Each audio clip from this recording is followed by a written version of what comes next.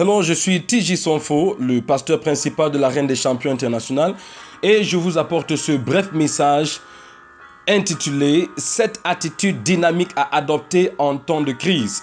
Cette attitude dynamique à adopter en temps de crise. Chaque saison de la vie exige une attitude de laquelle dépendra la victoire ou la défaite. Attitude dynamique numéro 1.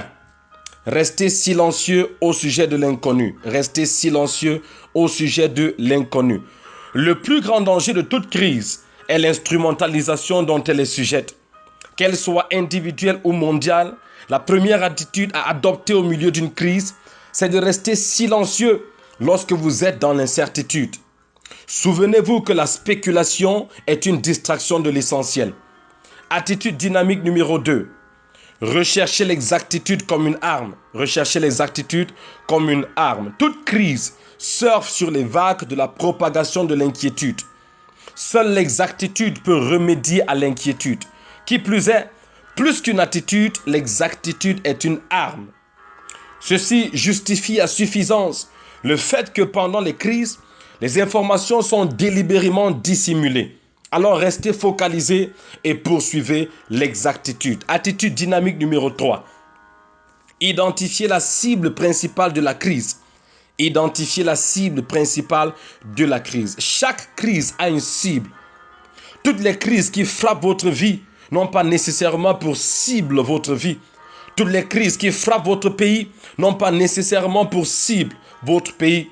Vous pouvez être directement victime d'une crise dont la cible principale est votre conjoint ou votre famille ou votre entreprise ou votre communauté ou même votre pays. Job a perdu tous ses enfants en un jour. La cible principale de cette crise n'était pas ses enfants, mais sa foi en Dieu. La stratégie de l'ennemi est simple. Lorsque sa cible n'est pas vulnérable ou directement accessible, il attaque une cible différente afin de distraire l'attention. Lorsque l'attention est fixée sur cette victime, il se retourne vers la cible principale et lui applique un coup fatal.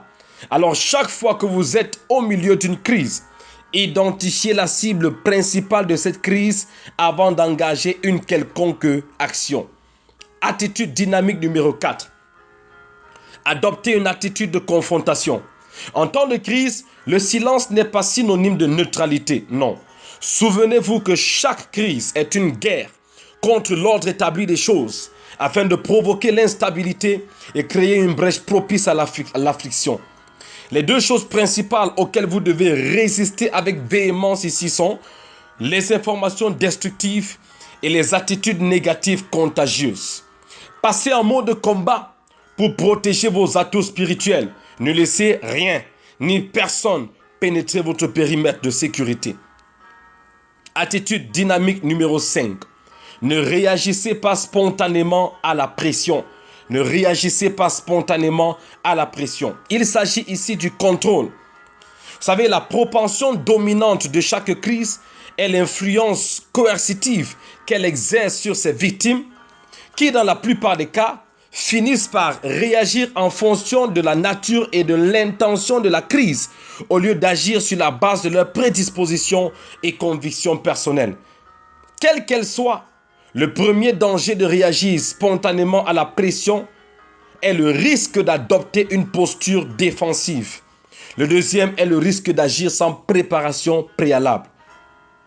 Alors ne réagissez pas spontanément à la pression. Attitude dynamique numéro 6. Trouvez le miel caché à l'intérieur du lion.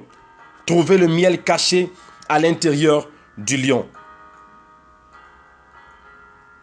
Vous souvenez-vous de Samson? À l'intérieur de chaque lion se trouve du miel. Chaque crise dissimule une élévation.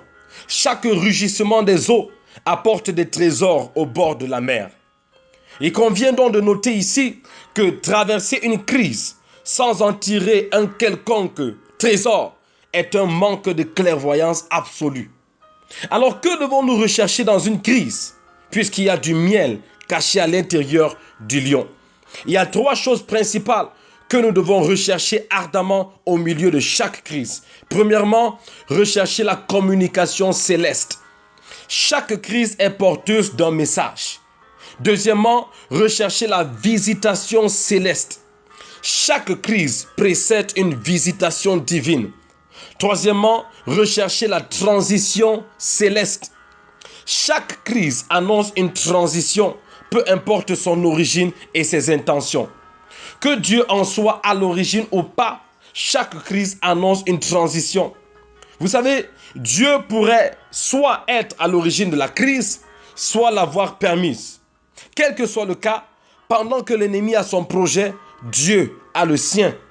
L'ennemi peut avoir provoqué la crise, mais si Dieu l'a permise, c'est dans le but de l'utiliser pour accomplir ses projets à lui. Attitude dynamique numéro 7. Saisissez l'opportunité pour accroître votre vitesse. Saisissez l'opportunité pour accroître votre vitesse. Voici qui est une vérité apparemment paradoxale. Les temps de crise sont les meilleurs moments pour accroître votre vitesse dans la vie. Et voici 3 raisons qui justifient cette assertion. Premièrement, en temps de crise, les gens sont motivés par les faits. Et si par votre expérience divine, par exemple, vous réussissez à créer une expérience qui remet en question les faits conventionnels, c'est-à-dire généralement acceptés, vous deviendrez immédiatement le centre de l'attention de tous. Ainsi pourra être accéléré le processus de votre manifestation. Deuxièmement, en temps de crise, les gens sont motivés par la peur. Motivés par la peur. Et vous savez, la peur est l'engrais qui fait germer la soif de Dieu. Troisième raison pour laquelle les moments de crise sont les meilleurs moments pour accroître votre vitesse, c'est qu'en temps de crise, les gens sont flexibles.